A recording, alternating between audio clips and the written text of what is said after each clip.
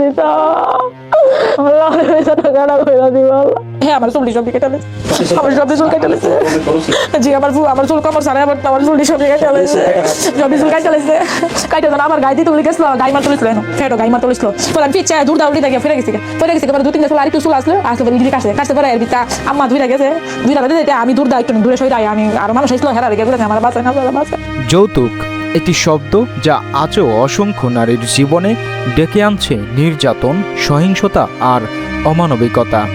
আইন আছে, সচেতনতাও আছে, তবুও থামছে না যৌতুকের জন্য নারীদের উপর নিষ্ঠুর নির্যাতনের ঘটনা। আর এবার ব্রাহ্মণবাড়িয়ার আখাউড়ার সামনে এলো এমনই এক ভয়াবহ অভিযোগ।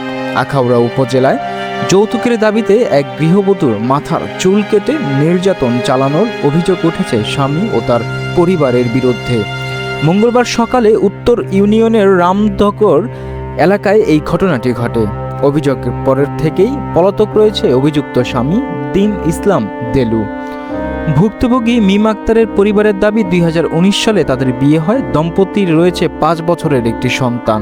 পরিবারের অভিযোগ, সম্প্রতি ব্যবসার কথা বলে মিমের কাছে 5 লাখ টাকা দাবি করেন দিন ইসলাম, আর সেই টাকা দিতে অস্বীকৃতি জানাতেই শুরু হয় নির্যাতন।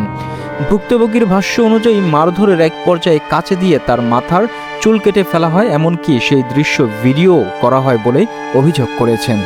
অভিযোগ রয়েছে পরে তাকে ধারালো অস্ত্র দিয়ে আঘাত করা হলে তার মুখে ও হাত গুরুতর ক্ষত সৃষ্টি হয়।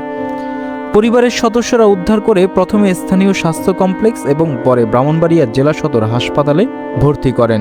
এ ঘটনায় মিমের মা ও পুতুল বেগম বাদী হয়ে থানায় অভিযোগ দায়ের করেছেন।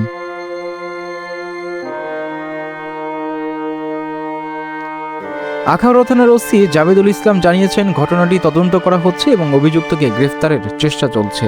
যৌতুকের দাবিতে নির্যাতনের এই অভিযোগ আবারও প্রশ্ন তুলছে, নারীর নিরাপত্তা কি এখনো পরিবার থেকে সবচেয়ে বেশি হুমকির মুখে?